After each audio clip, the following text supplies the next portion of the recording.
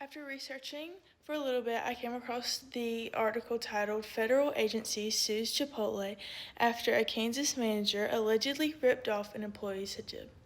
This is written by Claire Rush. Now, this story is about a 19-year-old Muslim woman who was wearing her hijab to work like her religion calls for, and her manager asked her multiple times while working at Chipotle if she would take her hijab off.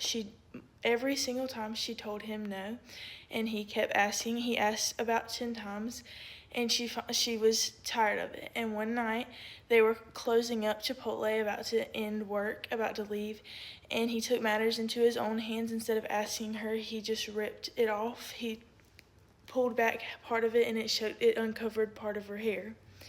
And she knew that was wrong. She's not like that, so she ended up turning in her 2 weeks' notice. Now, one of her other coworkers also did not like that this had happened. She was not of the same religion, but she also turned in her 2 weeks' notice. Now, the Muslim woman did not end up getting put in for work hours after this happened. She had nothing for those 2 weeks, was not put down to work, but her coworker was put down to work. So it shows that this was not just about the hijab, but it was also about her religion and about more than that, and the article gets more into that.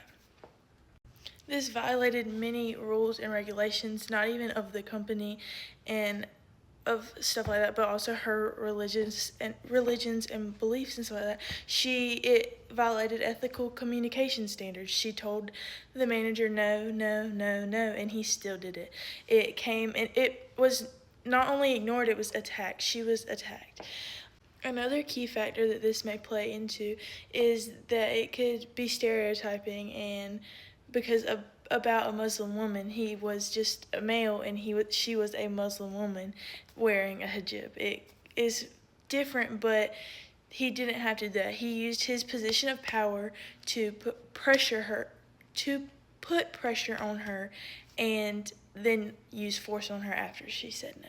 This was clear discrimination against her religious beliefs, and she was obviously treated differently because of her visible signs of her faith, not just the fact that she was Muslim, but the fact that you could tell that she was Muslim by the way that she dressed and of her hijab.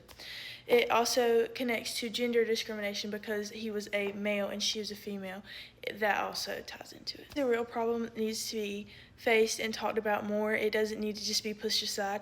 Not just religious discrimination, but also gender discrimination. There's a lot of discrimination going on that needs to be talked about, and it's going on everywhere. It's not just in one state or one town. It goes everywhere, and it needs to be talked about. So this is really cool to learn about. Not that it was a good thing that happened, but it was really cool to see how it is not just in my state or my town. So